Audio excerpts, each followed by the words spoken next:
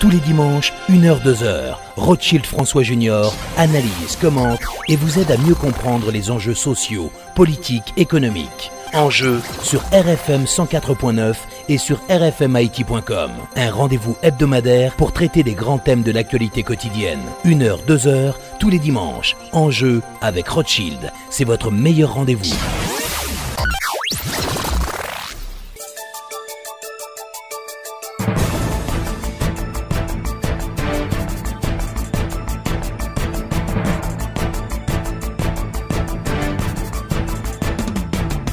Mesdames et messieurs, bonsoir et bienvenue à l'émission Enjeux. Notre premier invité, le professeur Guy Etienne, directeur du collège Pressoir. Il passera au scanner le système éducatif haïtien suite à l'échec retentissant des élèves aux examens du baccalauréat cette année. Le professeur Etienne formulera aussi des pistes de solutions pour renforcer le système.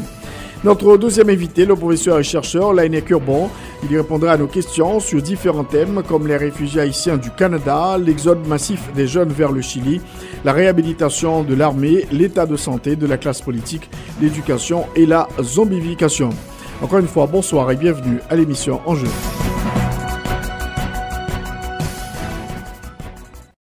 Pi bon mac, pi bon prix, depuis ça ouvre ses outils. Pi bon choix matériel pour électricité, finition et plomberie. Pi bon service, pi bon accueil, pour tout le monde cap construit. Architecte, ingénieur, compte mettre boss, designer au soir mettre caille. Éco de pour gain tout sans besoin pour construire bien j'ai caillou normal. Petits outils, gros outils, bons outils. Bon ma qualité supérieure, bon prix. Si ranger vos constructions, belle finition. Éco dépôt pour job là bien fait, pour caille fait. Éco-dépôt, c'est joindre la technique à l'agréable. Mesdames et messieurs, encore une fois, bonsoir et bienvenue à l'émission Enjeux. Aujourd'hui, on va parler éducation avec le professeur Guy Etienne, le directeur du collège Pressoir. On va parler quand même de cette débâcle aux examens du baccalauréat, un véritable Waterloo pour ces candidats. Professeur Etienne, bonsoir. Bonsoir à toutes les auditrices et à tous les auditeurs. Effectivement, ce sont des résultats extrêmement préoccupants. Alors, comment peut-on expliquer de tels résultats aux examens du bac, professeur Etienne? Bon, d'abord, avant d'essayer d'expliquer les résultats, il faut voir que ce n'est pas la première année qu'on a ce genre d'échec. Et ça date d'au moins des 20-25 dernières années depuis qu'on a ces résultats catastrophiques.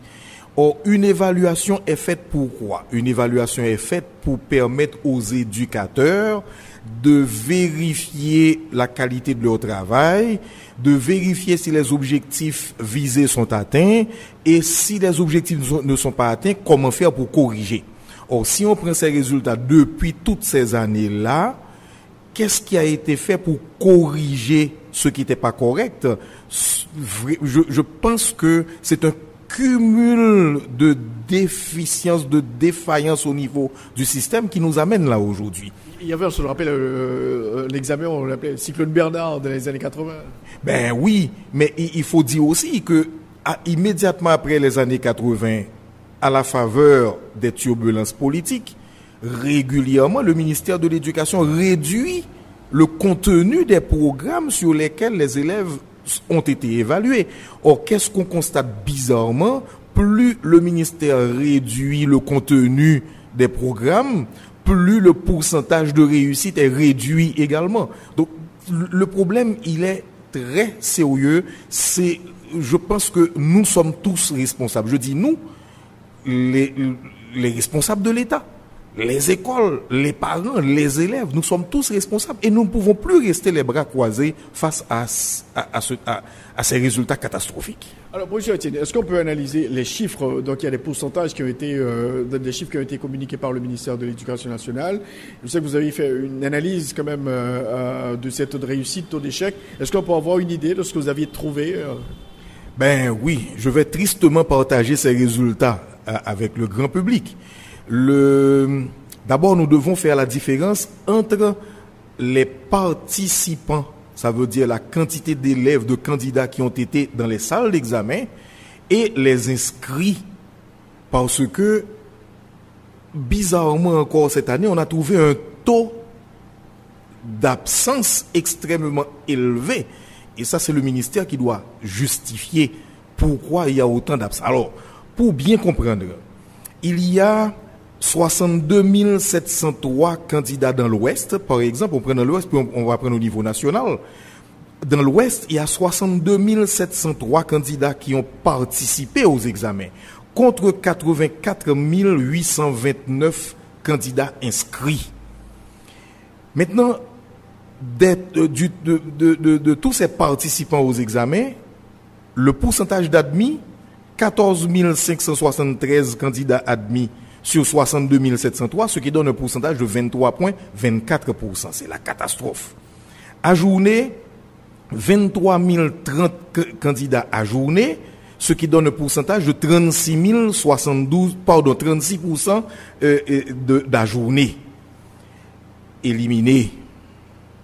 Il y a 25 100 candidats éliminés, ce qui donne un pourcentage de 40% de candidats, 40% des participants qui sont éliminés. La presse met l'accent sur le faible pourcentage d'admis, mais je crois qu'il faut aussi mettre l'accent sur ce fort pourcentage d'éliminés. Vous dites 25 000 éliminés pour l'Ouest. 25 100 candidats éliminés des participants, hein. Et il y a eu 22 126 absents. Donc si nous considérons les candidats absents et les candidats qui ont participé, ça donne un total de 84 829 inscrits pour l'Ouest. Et de ces 84 829 candidats inscrits, tenant compte des éliminés et des absents, ce qui donne un pourcentage hors système, hors circuit, de 55,67% de candidats inscrits qui n'ont pas réussi, soit parce qu'ils n'ont pas été composés, soit parce qu'ils ont échoué. C'est grave. C'est un système qui produit beaucoup plus d'éliminés que de réussites. Maintenant, on doit faire attention. Des participants, il y a 23,24% admis. Mais si nous considérons maintenant des candidats inscrits, ça veut dire des potentiels candidats qui devraient passer leur examen de baccalauréat, le pourcentage d'admis est de 17,17%. C'est encore beaucoup plus grave. Et à ce moment-là, on a 27,14% d'ajournés et éliminés et absents 55,67%. Ça, c'est au niveau de l'Ouest. Au niveau national maintenant, sur les candidats qui ont participé, donc sur les participants, selon les chiffres donnés par le ministère, 111 491 candidats ont participé aux examens. Il y a 33 050 qui ont été admis, ce qui donne un pourcentage de 29,64% d'admis. Il y a 42 867 ajournés, ce qui donne un pourcentage de 38,45% d'ajournés.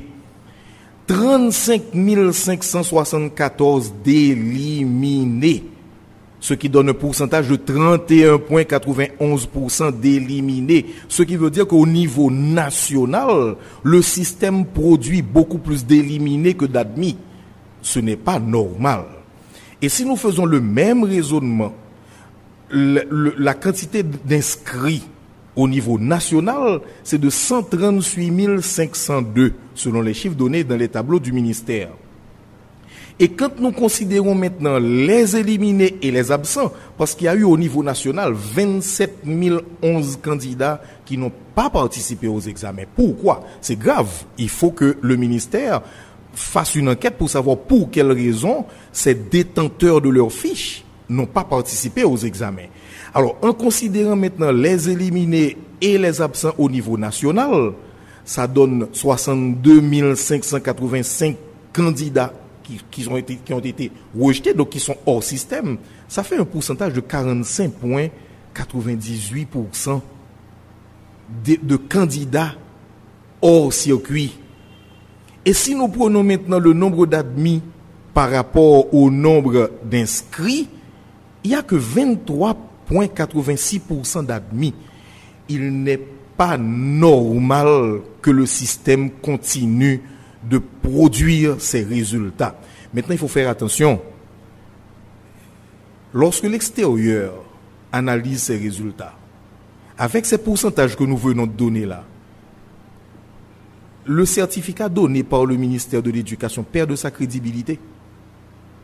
Le système éducatif haïtien perd de sa crédibilité. Ce n'est pas normal qu'un système produit 35 574 éliminés pour 33 050 admis.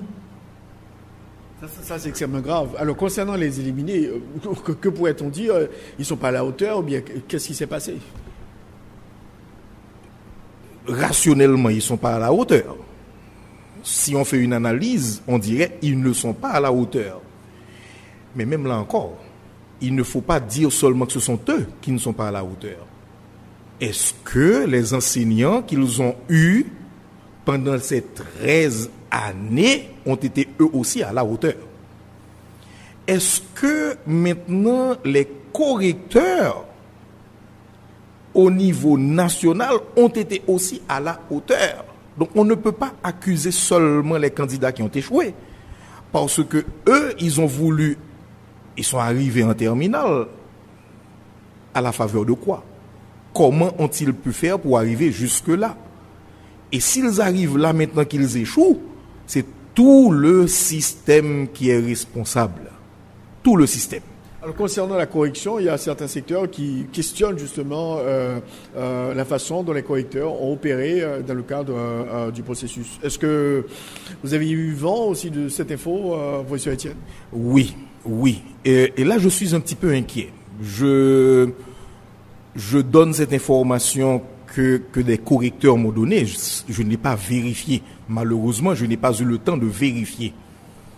Quand dans l'Ouest, on estime que certains correcteurs auraient corrigé un peu plus de 400 copies pour une journée. En tout cas, moi, je vais bientôt avoir 45 ans dans l'enseignement. Ça ne m'est jamais arrivé et je ne me vois pas être capable de corriger 400 copies pour une journée.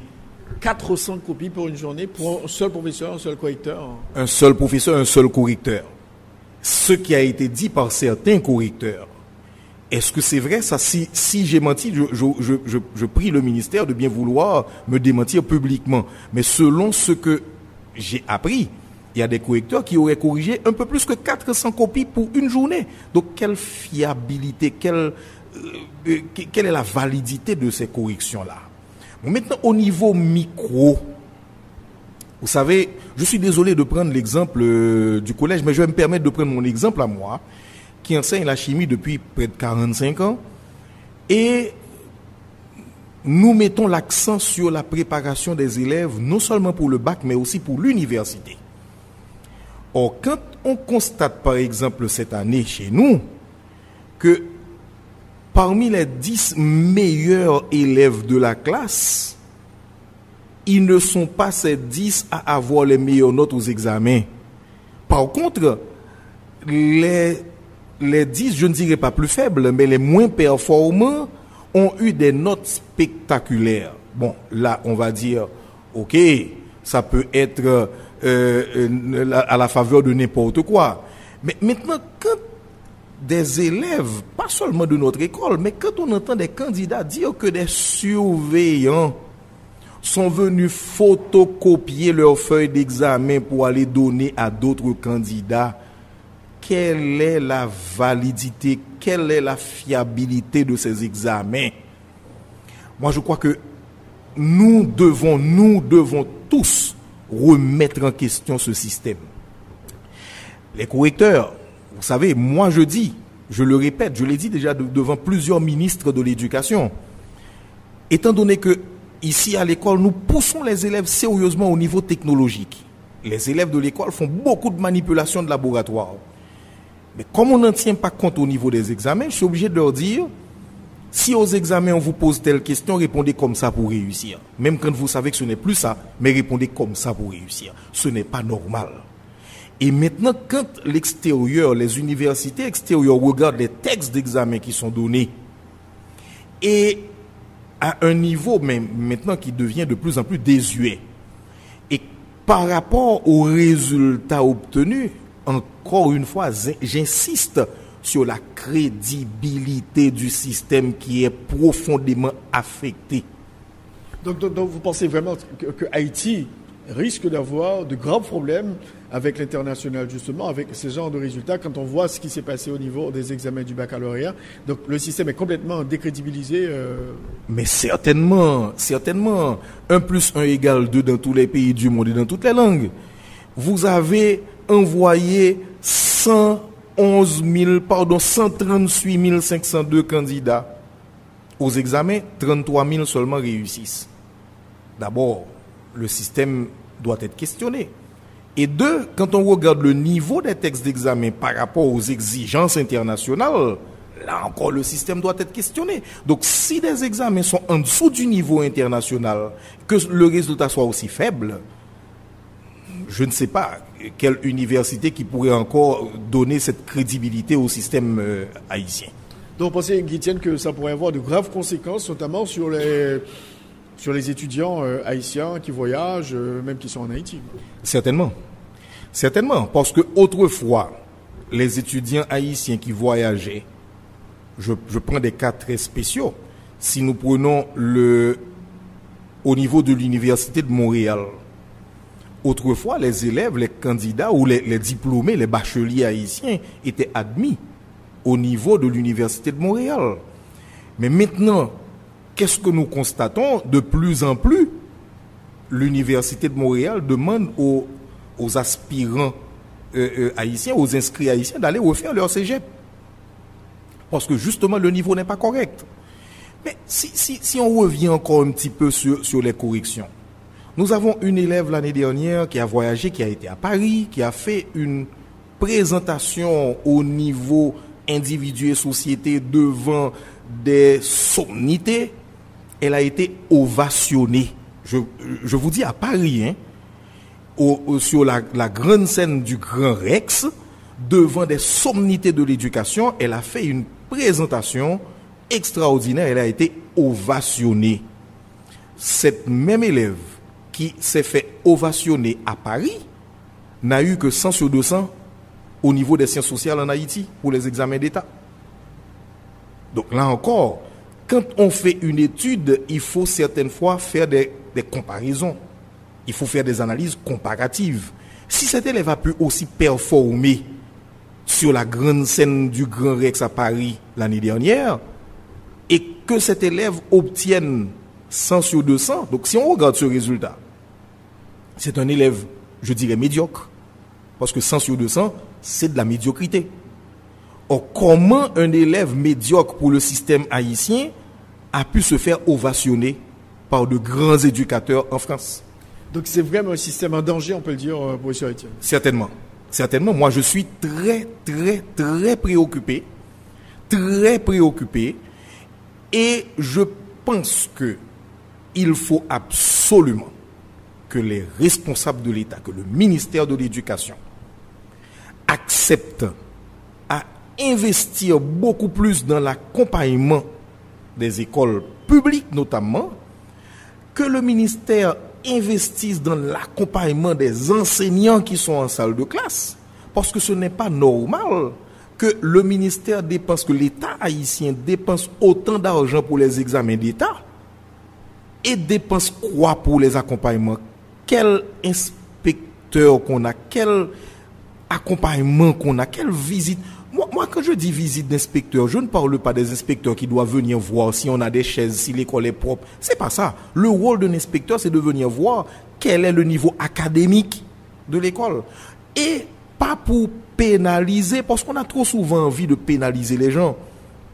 Le ministère devrait faire une analyse du système, une évaluation du système, identifier les points faibles et mettre en place des stratégies de correction.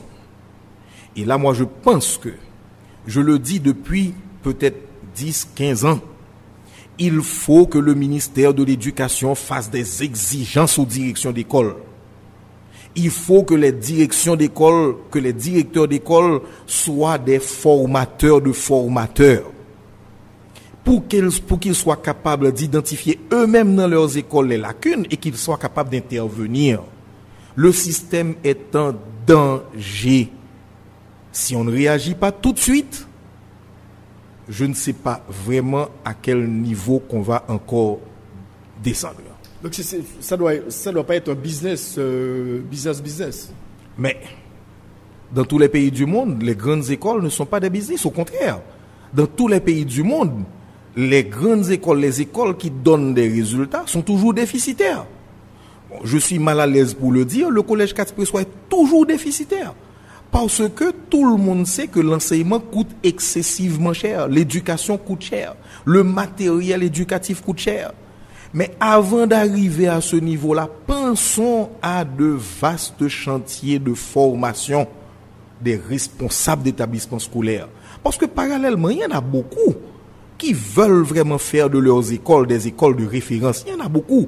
Mais au lieu de dépenser des millions de gouttes pour évaluer des élèves alors qu'on sait que le programme n'est pas appliqué, au lieu de perdre son temps à réduire considérablement le contenu des programmes, le curriculum. L'autre jour, j'ai entendu encore le directeur du BUNEX dire que, étant donné qu'il y a eu tellement de turbulences politiques et qu'il y a eu également dans le Sud des catastrophes, le ministère a encore réduit le programme sur lequel les élèves devraient être évalués. Mais depuis 1980-1985, le ministère n'arrête pas de réduire les programmes. Il faut arrêter ça maintenant. C'est un danger selon vous. Mais certainement. Certainement. Parce que quand on prend par exemple au niveau mathématique, il y a des concepts qui ont été vus, qui étaient dans le programme autrefois, la géométrie côté, la géométrie d'espace, mais qui ont été éliminés. Quand on prend en chimie, il y a plein de concepts, plein de chapitres qui ont été éliminés. Dans toutes les matières, il y a des chapitres qui ont été éliminés. Ce n'est pas normal. Et plus on élimine, plus les résultats sont catastrophiques. Il faut arrêter ça. On a vu, par exemple, le Sud a eu le score le plus bon score quand même dans le cadre de ces examens, alors que le Sud a été frappé par le cyclone Mathieu. Il y a eu tellement de problèmes dans ce département. Comment peut-on l'expliquer, professeur Etienne ? Moi, je ne sais pas. Je l'ai dit déjà publiquement. Je suis surpris, mais je suis content. Je suis content si c'est la réalité. Je suis content, ça veut dire que le Sud doit être un modèle pour tout le pays. Malgré que ce département ait été frappé, ils ont montré quand même qu'ils ont pu remonter le courant. Mais attention, quand on dit le Sud, il ne faut pas seulement considérer la ville des Cayes, parce que si on prend les résultats au niveau des autres localités du Sud. Si on prend les résultats au niveau des autres départements qui ont été frappés aussi, la Grand'Anse par exemple, les résultats sont très faibles, 23,88%. Si on prend le Sud-Est, résultats très faibles, 33,62%. On prend les NIP qui ont été frappés aussi, bon là, les résultats sont quand même assez intéressants, 41 points. Je me ravise en disant assez intéressant, hein, c'est par rapport aux autres, 41,02%. Mais le Sud est a un score, un pourcentage de 69,04%. Donc si c'est la réalité, c'est tant mieux. Au contraire, je pense qu'il faudrait encore une fois que le ministère identifie pourquoi le Sud a eu ce score, ce pourcentage, versus les faibles pourcentages, 23,24% dans l'Ouest. Et faire une étude comparative pour voir comment on peut corriger, il faut absolument corriger. Alors très bientôt, ça sera la rentrée des classes. Bon, bien sûr, il y a la session extraordinaire des examens qui va se tenir bientôt. Que peut-on faire au niveau de l'État aujourd'hui pour renverser cette tendance ? Parce que vous dites très clairement, M. Etienne, qu'on est sur une pente extrêmement dangereuse. Bien sûr. Que peut-on faire ? Bon, d'abord, arrêter de gaspiller de l'argent. Ouvrir dans l'immédiat de vastes chantiers de formation, de directeurs d'école. Et les former non pas pour qu'ils deviennent de bons administrateurs, les former pour qu'ils deviennent de bons formateurs de formateurs. Et ouvrir de vastes chantiers de formation des enseignants. Si on ne le fait pas tout de suite et qu'on attend encore l'année prochaine, ça va être plus catastrophique. Parce qu'on a éliminé le bac 1, mais ça n'a pas été une solution, parce que au baccalauréat, au bac 1, autrefois quand il y avait la classe de première, le bac 1 donnait des 17%, 18% de réussite. Et sur les 18% d'admis, il y avait 65% en terminale. Donc c'est 65% de 18%. Ce qui veut dire que les résultats étaient aussi catastrophiques avant. Donc c'est normal qu'on ait, c'était prévisible qu'on ait un pourcentage aussi faible au niveau national. Mais je pense qu'il faut que le ministère commence là tout de suite, mais vraiment tout de suite, à ouvrir de vastes chantiers de formation pour les directeurs d'école. Est-ce que c'est l'argent qui manque ou bien c'est une question de volonté, professeur Etienne? Moi, j'ai plus l'impression que c'est une question de volonté.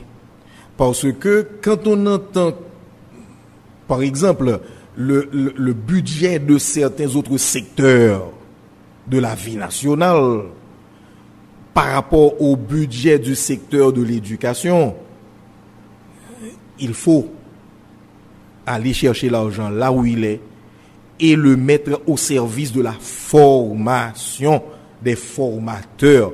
J'insiste, il y a des valeurs en Haïti. Que le ministère de l'Éducation utilise ces valeurs pour former des directeurs d'école. À la limite, faites appel à d'autres pays que, quand on prend par exemple la Finlande, qui a surpris tout le monde depuis quelques années, mais maintenant le Singapour. Mais regardez donc le pourcentage, ce que ces pays mettent en termes d'argent dans leur système éducatif. Les modèles sont là.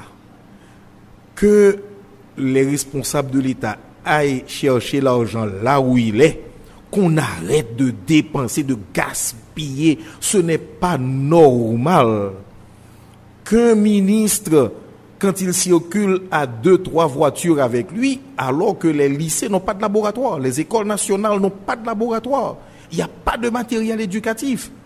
Il faut rééquilibrer les dépenses de l'État. J'insiste là-dessus, il n'est pas normal que des véhicules flambant neufs soient utilisés par les officiels. Il n'est pas normal que dans le budget, que certains secteurs ont des montants faramineux, et puis prenez une école nationale. Certaines fois, il n'y a même pas la craie pour travailler, pour faire travailler les enfants. Ce n'est pas normal. Donc, il faut absolument aller chercher l'argent là où il est, parce qu'il y a l'argent.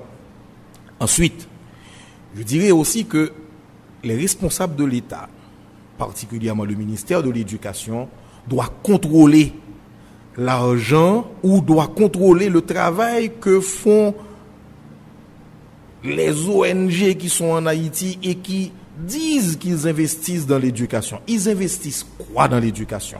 Allez donc dans les villes de province. Le résultat qu'on a au baccalauréat maintenant, c'est le résultat d'un système complètement défaillant depuis une vingtaine, une trentaine d'années. Le résultat qu'on a maintenant, allez donc voir dans les villes de province. Moi, j'ai visité des écoles qui sont tenues par des ONG, mais c'est de la poudre aux yeux. J'estime que l'État, le ministère de l'Éducation, doit absolument avoir un droit de regard sur les écoles tenues par les ONG. Ok, vous donnez de l'argent, pas de problème, mais je vous impose ce que vous devez faire. Ça encore, c'est un point, je pense qu'il faut absolument que le ministère de l'Éducation intervienne. Alors, concernant l'école normale supérieure, il y a toujours une période de turbulence au niveau de l'école normale supérieure qui forme justement des maîtres qui vont former des élèves. Ça, c'est un grand chantier, un grand problème aussi, professeur Etienne. Moi, je suis encore extrêmement préoccupé par ce qui se passe au niveau universitaire, particulièrement au niveau de l'Université d'État d'Haïti. Il n'est pas normal que des étudiants de manière générale, et que puisque nous parlons d'éducation, que des étudiants de l'école normale supérieure passent plus de temps dans la rue à faire des revendications que sur les bancs de l'école pour devenir de grands professeurs. Parce qu'ils sont capables de devenir de grands professeurs. Il n'est pas normal que les étudiants de l'Université d'État d'Haïti passent autant de temps dans la rue par rapport à la formation réelle qu'ils devaient recevoir. Il fut un temps, un Haïtien voyageait avec un diplôme de l'Université d'État d'Haïti. Ce diplôme était reconnu. On vous demandait maintenant, moi personnellement, quand j'ai été en France avec mes diplômes de l'Université d'État d'Haïti, ces diplômes ont été reconnus. J'ai continué mes études. Mais actuellement, ces diplômes ne sont plus reconnus, ce qui est normal. Mais juste une petite parenthèse au niveau de ce qui se passe aussi au niveau de l'université. C'est grave. À la faveur de cette décadence, de cette dégénérescence de l'Université d'État d'Haïti, qu'est-ce que nous constatons? Dans chaque coin de rue, on a une université. Il suffit que quelqu'un ait 2 chambres à coucher et une toilette, il monte une université. Mais contrôlé par qui? Ce n'est pas normal. Et ces supposés diplômés ont reçu quoi comme formation? Ce n'est pas normal. Maintenant, parallèlement, j'ai vu un article sur le Nouvelliste qui dit que 40% de nos médecins formés sont à l'extérieur. Là encore, ce n'est pas normal. Maintenant, je pense que avec cette déliquescence de notre système éducatif, tant kindergarten, primaire, secondaire ou fondamental, secondaire, universitaire, encore un problème très sérieux sur lequel les responsables doivent se pencher. Cette déliquescence augmente l'hémorragie économique de notre société. Parce que, qu'est-ce que nous constatons maintenant? Les jeunes, après leur bac, les 20% qui réussissent, ils sont peut-être quoi? 15%, 10% à vouloir s'en aller à l'extérieur. Ce n'est pas normal. Haïti fait tout pour repousser ces jeunes. Haïti fait tout pour repousser. Nous avons des responsabilités. Donc je pense que le problème universitaire doit être résolu également, parce que chercher un professeur maintenant, c'est chercher une aiguille dans une botte de foin. Trouver un professeur qualifié maintenant, ce n'est pas facile. Or, les écoles continuent d'être créées à travers le pays, les universités. Nous sommes un grand pays parallèlement, parce que selon un rapport que j'ai lu il n'y a pas longtemps, il y a plus de 200 universités en Haïti. Ce n'est pas normal qu'on ait ces résultats d'un système éducatif en pleine déliquescence et qu'il y ait 200-250 universités en Haïti. Ce n'est pas normal. Pour terminer, professeur Etienne, donc il faut vraiment, je veux dire, décréter l'état d'urgence parce que ça ne va pas. J'aime beaucoup cette expression, Rothschild. J'aime beaucoup l'expression. Il faut absolument décréter l'état d'urgence. Et moi, je dirais qu'il faut décréter l'état d'urgence hier. C'est pour vous dire que au moment où nous parlons là maintenant, cet état d'urgence sur le système éducatif aurait dû être créé déjà, aurait dû être mis en place déjà. Parce que j'ose dire que c'est un crime que nous faisons à notre jeunesse. Merci beaucoup, professeur Guy Etienne, d'avoir été l'un des invités à notre émission aujourd'hui pour parler de cet état lamentable dans lequel se retrouve aujourd'hui le système éducatif haïtien. Merci beaucoup. Ça a été un plaisir. J'espère que ça pourra servir aux autres éducateurs et qu'on puisse relever le niveau du système éducatif de notre pays. Merci.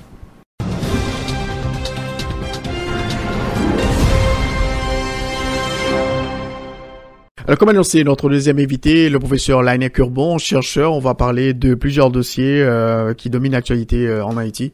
Professeur Laënnec Urbon, bonsoir et bienvenue à l'émission Enjeux sur RFM. Bonsoir. Professeur Laënnec, on va commencer avec le dossier des Haïtiens qui laissent le pays à destination des États-Unis. Maintenant, on a des réfugiés au Canada. Il y a beaucoup d'Haïtiens, notamment des jeunes, qui partent pour le Chili, pour le Brésil, à la recherche d'une vie meilleure. Et est-ce que ça témoigne quoi, selon vous, ce qui se passe à l'heure actuelle aujourd'hui en Haïti, en ce qui concerne cet exode? Oui, donc cet exode, nous l'avons déjà eu, d'abord sous Duvalier. Sous Jean-Claude Duvalier, et nous avons vu que cet exode était lié à la situation politique, dans la mesure où cette situation ne présentait aucun avenir pour la plus grande masse de la population, c'est-à-dire pour les couches populaires. Donc dès les années 1980-81, il y a eu vraiment des vagues de départ, des gens qui ont pris des risques massifs et qui fuyaient à la fois la dictature et la misère. Maintenant, qu'est-ce qui se passe? On disait que Haïti se trouvait en régime démocratique. Or, voici que les gens se remettent à prendre des risques énormes en prenant soit le bateau, soit l'avion, d'une manière ou d'une autre, soit en traversant l'Amazonie, mais d'une manière ou d'une autre, ils cherchent à fuir Haïti parce que justement, Haïti ne présente pas l'avenir. Maintenant, ce que cela témoigne réellement, cela témoigne de ce que nous n'avons pas une classe politique dominante qui présente une véritable alternative pour l'avenir de ce pays. C'est un débat essentiellement politique. Ce que je trouve, pour ma part, c'est que il y a une sorte de dénégation, une sorte de marronnage pour aborder le problème véritable qui est de nature politique. Autrement dit, on dirait que la classe dirigeante aujourd'hui, que les dirigeants de ce pays ne présentent pas de projet qui permettent aux couches populaires de sentir qu'elles peuvent avoir un avenir. C'est-à-dire, ce sont des gens qui n'ont pas de monde et qui cherchent à avoir un monde dans lequel vivent, donc dans lequel ils pourraient vivre, et par là, donc Haïti ne représente plus rien. D'ailleurs, si on fait un véritable sondage, on verra que plus de 80% des gens cherchent à partir. Alors, ce qui est extrêmement curieux, et qu'on n'interroge pas assez, voici qu'un gouvernement trouve que c'est une belle chose d'offrir des passeports à tous les Haïtiens. Mais il n'y a pas de raison que tous les Haïtiens disposent de passeports, comme si tous les Haïtiens seraient en train de partir, que l'avenir, c'est de fuir le pays, de partir le plus vite possible, comme si vraiment il n'y avait plus rien à attendre du pays. Et on dirait qu'il y a une sorte d'acceptation de ce désespoir vis-à-vis du pays, vis-à-vis d'un avenir économique, mais désespoir également vis-à-vis du politique. C'est-à-dire, on a l'impression qu'on n'attend plus rien. D'ailleurs, on a vu progressivement baisser le taux de participation à la vie politique, le taux de participation à la vie et aux élections. Le taux de participation électorale va chaque jour plus bas depuis une vingtaine d'années. Donc cela veut dire que vraiment nous sommes dans une crise profonde de ce pays, une crise de la société haïtienne, une crise du politique de manière sérieuse, et espérons que nous finirons par prendre conscience de ça, au lieu de marronner, de nous plaindre tout simplement, et que nous fassions cet effort de chercher à comprendre. Quand vous avez vu, par exemple, les images des Haïtiens qui laissent les États-Unis pour aller au Canada et essayer quand même d'obtenir l'asile politique dans ce pays, Lannecker, bon. Ah oui, bien sûr. Bon, nous sommes dans une situation assez contradictoire par rapport à la mondialisation. Nous voyons une volonté de repli sur soi, de repli nationaliste, et le président américain est évidemment tout à fait emblématique de ce nouveau retrait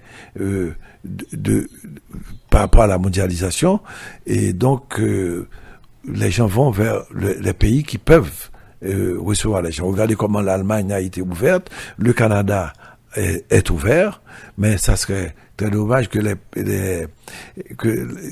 les autorités du pays viennent dire, écoutez, on est prêt à recevoir tous les Haïtiens. C'est assez curieux, presque comique même, dans la mesure où par ailleurs on a demandé aux États-Unis d'accueillir ces Haïtiens, puisque le pays n'a pas encore les moyens économiques d'assumer toutes ces couches-là et de trouver du travail pour elles.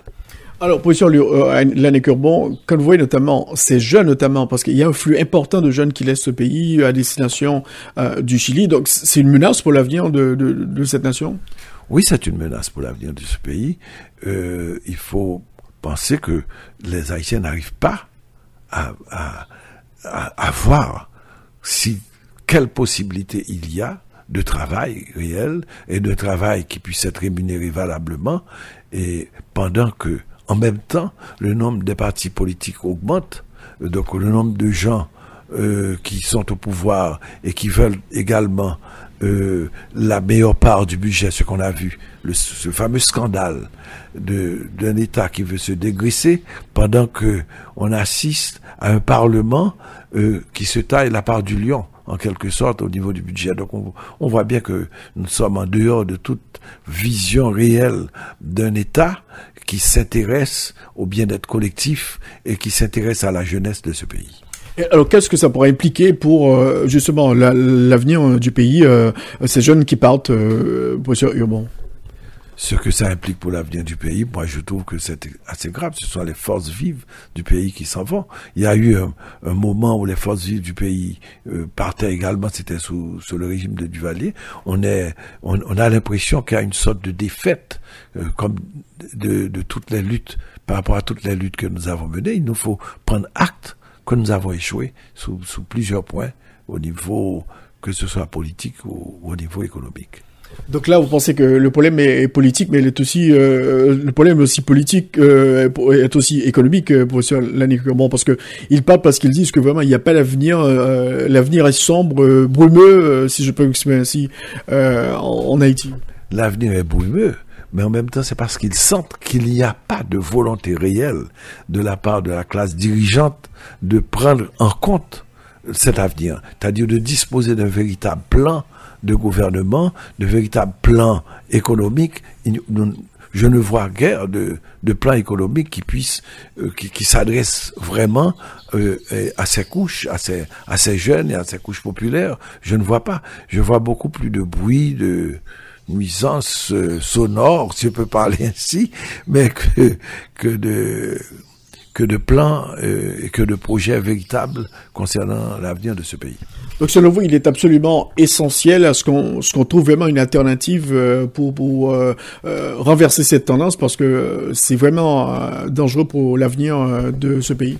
Oui, je pense qu'il y a quelque chose qui fonctionne mal au niveau de la société civile, comme au niveau des partis politiques. Il n'y a pas de sursaut véritablement moral, il n'y a pas de sursaut politique non plus, il n'y a pas de sursaut de prise de conscience dans les différentes associations de la société civile. Pas suffisamment, il y a par-ci par-là des mouvements d'expression qu'on entend, mais nous ne disposons pas vraiment d'un axe de réflexion sérieux sur ce qui est sur ce que nous sommes en train de vivre aujourd'hui en Haïti.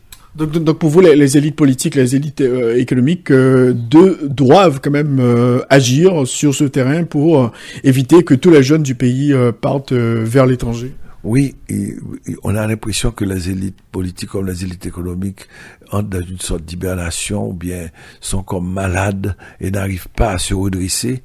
C'est l'impression que j'ai. Alors, parallèlement, pour l'image du pays, qu'est-ce que ça représente, professeur Lannick-Urbon? C'est terrible, parce que jusqu'à présent, Haïti fait partie des derniers pays qui se trouvent au banc des pays qui sont dans le désastre. Nous sommes avec les pays qui sont au bord de la guerre ou bien qui sont déjà dans la guerre. Nous ressemblons à l'Afghanistan, même s'il n'y a pas le même type de violence. Nous ressemblons à la Somalie. Nous ressemblons à des pays qui sont si vous voulez, qui sont totalement perdus aujourd'hui et où l'indice de développement humain est extrêmement bas. Nous ressemblons à ces pays-là et on se moque d'Haïti. Jusqu'ici, nous aimons bien nous gargariser de tout ce que nous avons fait dans le passé, mais pour le président Carter, il n'y a pas d'articulation entre ce que Haïti représentait, l'image que Haïti avait par rapport à l'ensemble des pays de la Caraïbe, de l'Amérique latine, et même de l'Afrique, et par rapport à l'image que nous présentons aujourd'hui. C'est assez désastreux. Oui, parce que faire toujours référence à 1804, nos héros de l'indépendance, par rapport à ce qui se passe aujourd'hui, donc la fierté n'est pas là. La fierté n'est pas là, et pourtant il faut repenser quand même ce que représentait 1804 d'une manière ou d'une autre, parce qu'il y a beaucoup de pays qui l'ignorent. On commençait un petit peu à connaître Haïti un petit peu plus grâce à ce qui s'est passé avec le tremblement de terre, qui a fait connaître davantage Haïti, mais on a vu les retombées étaient extrêmement faibles. Nous n'avons pas su même profiter de la sympathie générale universelle qui a été manifestée au cours face à ce désastre. Nous avons de nouvelles opportunités devant nous, c'est-à-dire nous sommes dans un pays qui doit tout refaire au moment où nous parlons, puisque l'État, s'il n'est pas absent, en tout cas, il est extrêmement préoccupé de lui-même et de sa propre survie plutôt que du bien-être collectif, plutôt que de l'avenir du pays. Pour revenir sur le dossier notamment des réfugiés haïtiens qui sont aujourd'hui au Canada, donc ça embarrasse un peu la population qui exprime quand même sa solidarité, les Haïtiens qui vivent au Canada, mais on sent qu'il y a vraiment, ça va pas. Bon, ça je connais pas très bien comment les Canadiens eux-mêmes réagissent, mais évidemment on commence à être fatigué de Haïti parce qu'il y a eu tellement d'efforts faits pour aider Haïti, tellement l'aide internationale a été importante, mais peu efficace. Mais en tout cas, on sait que en Haïti, il y a beaucoup de misère, il y a une pauvreté, un appauvrissement continuel. En même temps, on ne voit pas ce qui est fait depuis le pays, depuis le terrain d'Haïti, et les gens commencent à être un peu agacés. Alors, concernant justement la question de l'aide internationale, tout le monde dit on peut pas développer un pays avec l'assistance internationale, donc il faut vraiment un changement au niveau. On a vu récemment un débat au Parlement, il dit bon, il faut changer la donne en ce qui concerne la coopération avec la communauté internationale, parce que les résultats sont là et les résultats sont très piètres. Oui, les résultats sont là, mais le problème, c'est que beaucoup de gens se plaignent de l'aide internationale, ils ont raison. Mais ce n'est pas le débat. Est-ce que le pays dispose d'un plan réel économique? C'est à partir d'un plan économique qui puisse intégrer l'aide internationale en fonction de la perspective établie par un gouvernement et que cette perspective soit présentée avant les élections à la population. Or, nous avons un nombre considérable de partis politiques qui se battent, qui discutent, et puis on ne connaît pas vraiment des plans réels par rapport à l'aide internationale. Voilà le débat. Ouais, quoi faire aujourd'hui pour relooker les partis politiques dans ce pays? Tout le monde dit il y a trop de partis, trop de formations politiques. Ah oui, ben ça a été présenté par le gouvernement de Martelly. Jusqu'à présent, on ne sait pas comment un parti politique est agréé. On ne sait pas ce qu'un parti politique dépose au ministère de la Justice pour être agréé. Je ne peux pas le savoir. Il y a eu un certain moment 121 partis reconnus, une autre fois 192 partis. On ne sait pas qu'est-ce qu'ils présentent comme ce qu'ils présentent comme idéologie. Donc c'est le système où tous les chats sont gris. Il y a une indifférenciation idéologique totale. Chaque parti veut le développement du pays, chaque parti est national, chaque parti est démocratique. Donc il n'y a ni droite, ni gauche, ni centre. Je ne sais rien. Je ne sais pas ce que c'est. Donc je suppose qu'il s'agit de groupes qui veulent tout simplement le pouvoir, qui veulent participer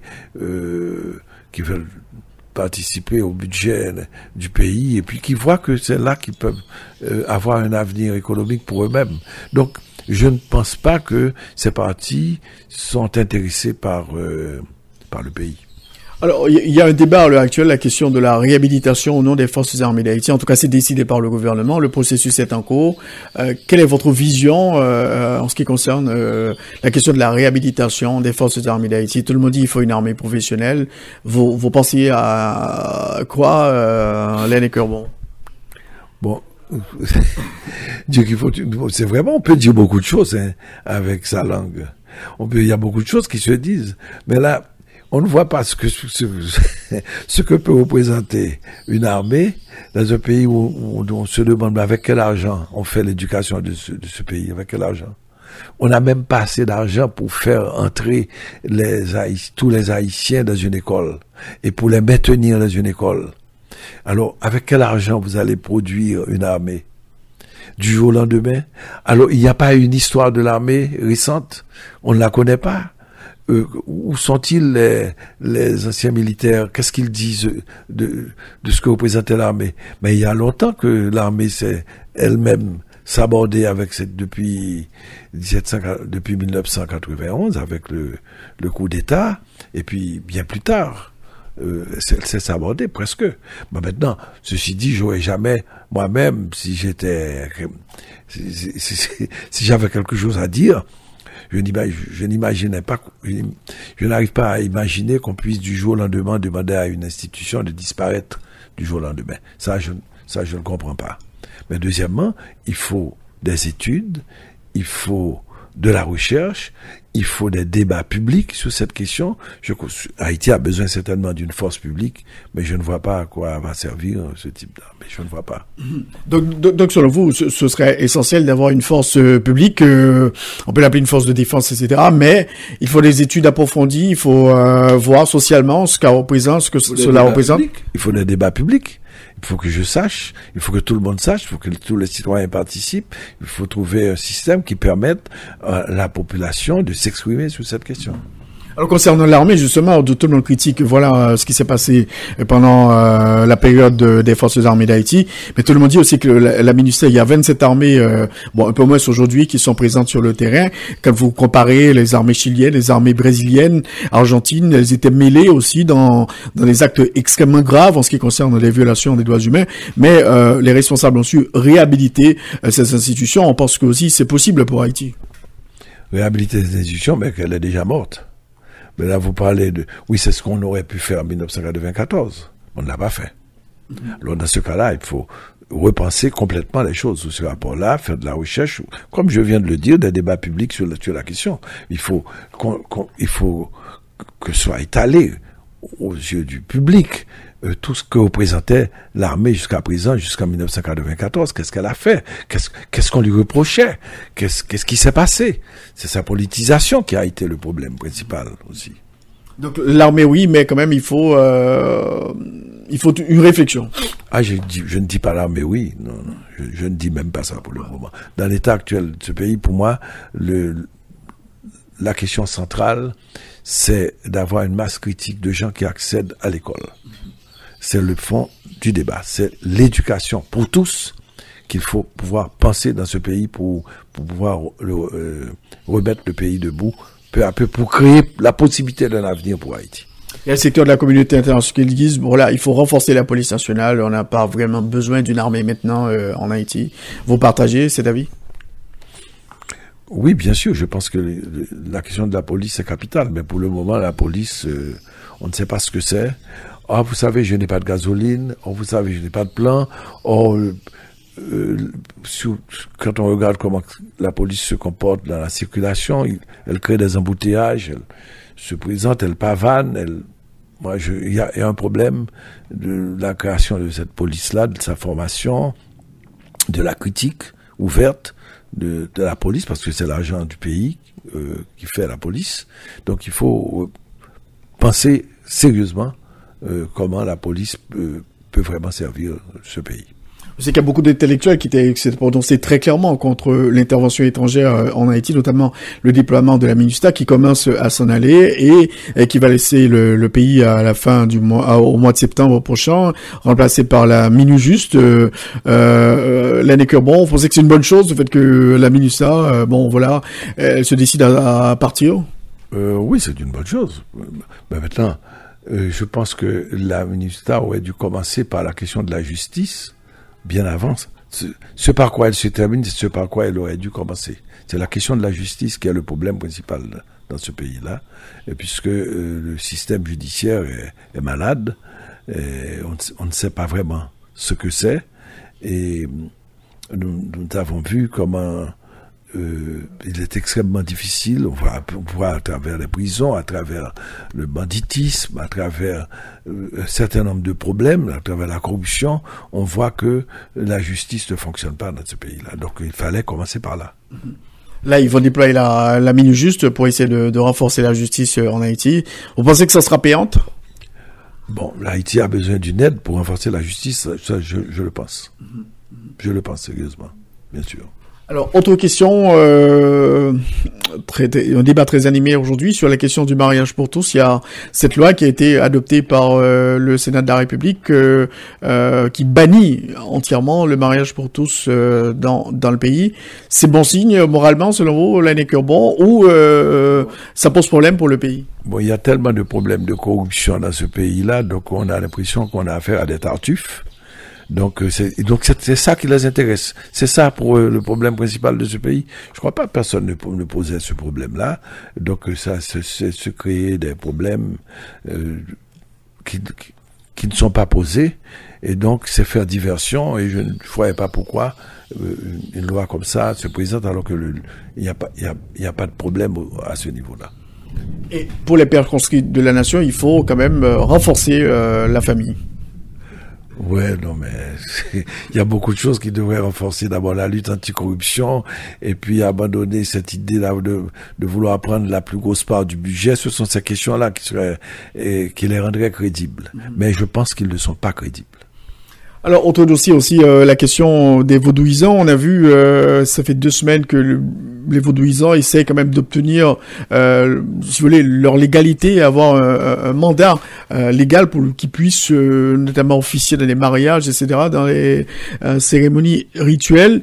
C'est une bonne chose selon vous? Ça progresse pour le vaudou, cette demande? Premièrement, cela veut dire que, premièrement, le vaudou n'est plus en système de persécution. Donc c'est déjà pas mal, ils sont reconnus dans l'espace public. C'est un pas depuis la dépénalisation du vaudou, reconnu par la Constitution de 1987. Donc c'est pas mauvais. Voilà une première chose dont on peut prendre acte. Mais de là à vouloir réclamer comme un droit d'être des officiers d'état civil, ça ne fait pas partie de droit. C'est un privilège que l'État a donné à l'Église grâce à un concordat qui date de 1860, à un moment où l'on ne parlait ni de laïcité de l'État, ni de laïcité pour l'Église non plus, et où l'Église se comportait toujours en chrétienté, donc et se prenait pour la seule religion et pour la religion officielle du pays. Cela pouvait se comprendre, mais on ne voit pas à quoi ça va servir que le vaudou puisse disposer de la possibilité de faire des baptêmes, des mariages, des enterrements. Ils peuvent faire baptême, mariage, enterrement chez eux, comme n'importe quel autre système religieux, mais il n'y a pas de raison que l'État n'a rien à voir avec ça. C'est pas par là qu'ils sont reconnus. Ils sont reconnus parce que ils disent qu'ils font de la religion. Ils sont reconnus parce que ils ne sont pas persécutés. Ils ont la possibilité de fonctionner librement et ils sont protégés par l'État et par la Constitution. C'est le principe de base de la liberté religieuse. Ils l'ont. Maintenant, ils veulent obtenir les mêmes privilèges que l'Église a obtenus. Ah, c'est un autre débat, ça.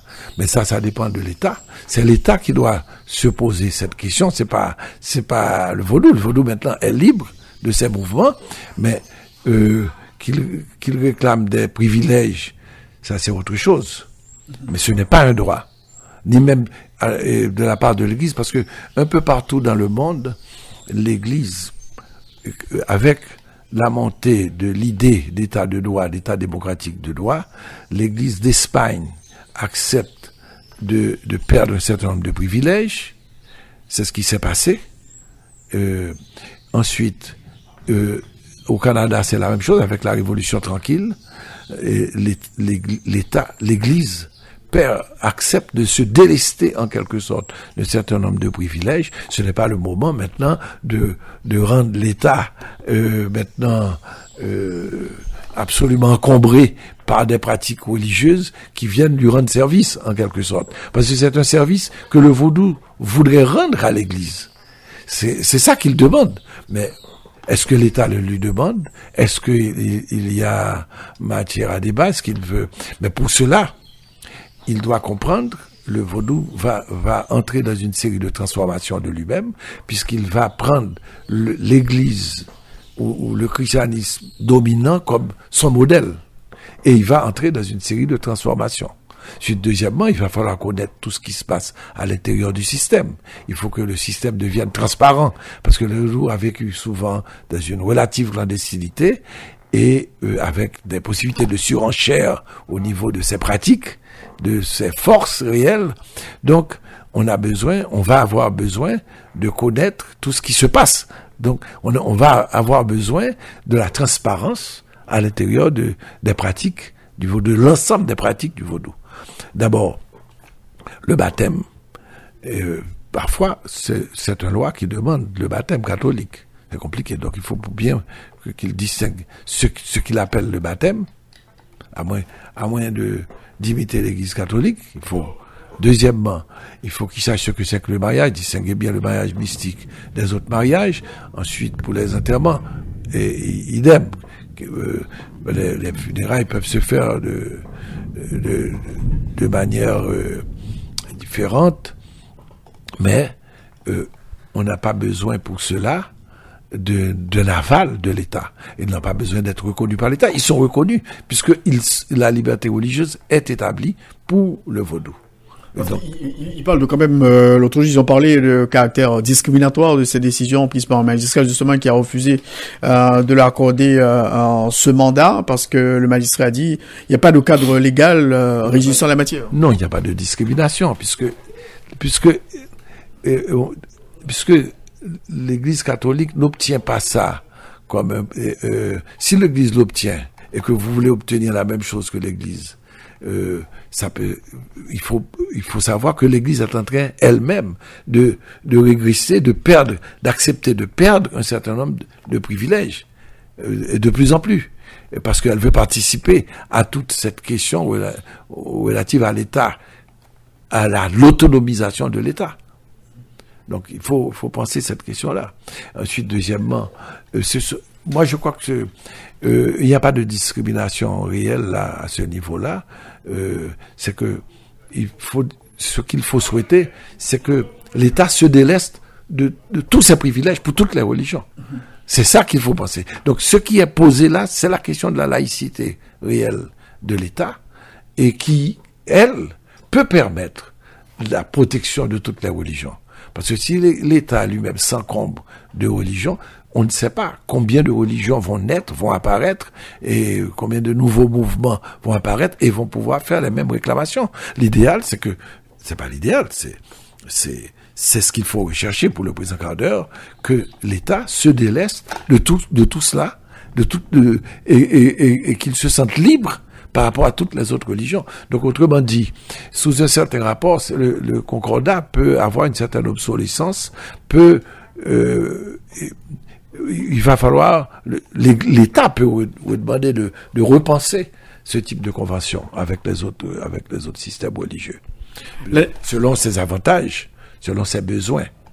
Mais il peut pas, une religion ne peut pas faire des réclamations comme ça à un État en lui disant vous devez me donner ce que vous avez donné à tel autre type de religion. C'est l'État qui doit penser son rapport c'est ce que cela dit pour le président Carter dans cette question-là. C'est l'État le problème, c'est pas les associations du vaudou.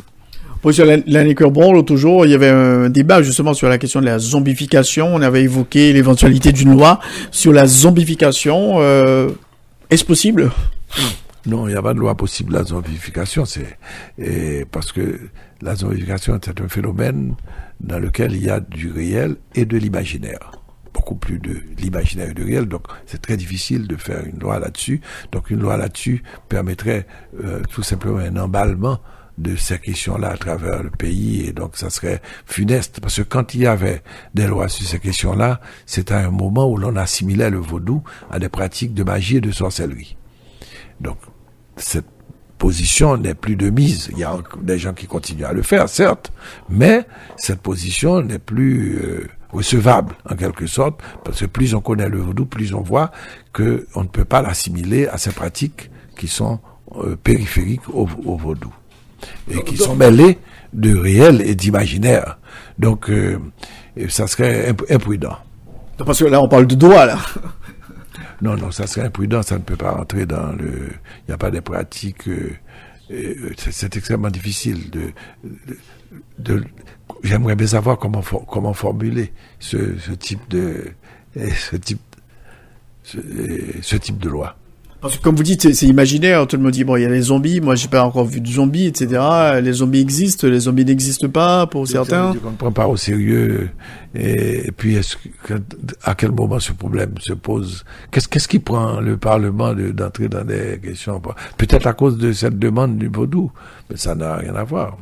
Mais je ne vois pas comment on peut faire une loi sur quelque chose qui déborde du réel, qui est totalement troué par de l'imaginaire.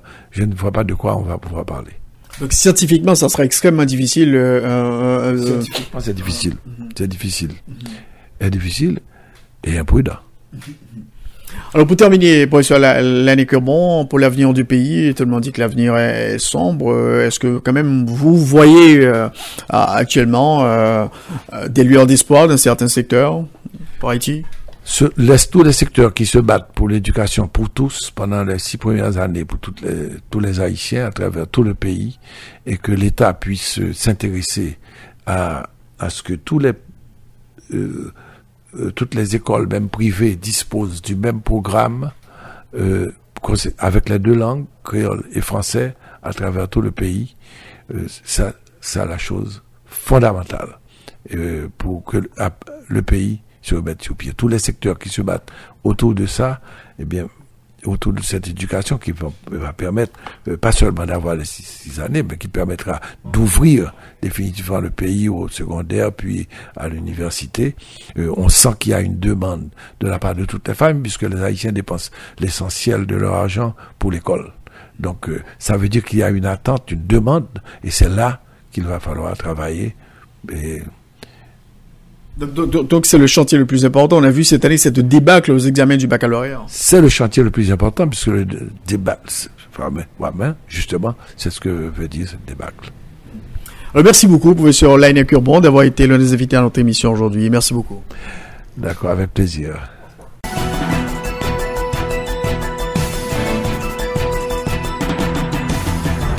C'est donc la fin de l'émission Enjeu. Merci de l'avoir suivi. La rediffusion est à 9h sur RFM 54.9, rfmhaiti.com. Merci sur TuneIn Radio.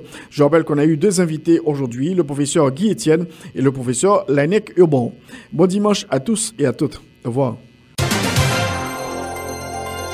Tous les dimanches, 1h-2h, Rothschild François Junior analyse, commente et vous aide à mieux comprendre les enjeux sociaux, politiques, économiques. Enjeu sur RFM 104.9 et sur rfmhaiti.com. Un rendez-vous hebdomadaire pour traiter des grands thèmes de l'actualité quotidienne. 1h, 2h, tous les dimanches. Enjeu avec Rothschild. C'est votre meilleur rendez-vous.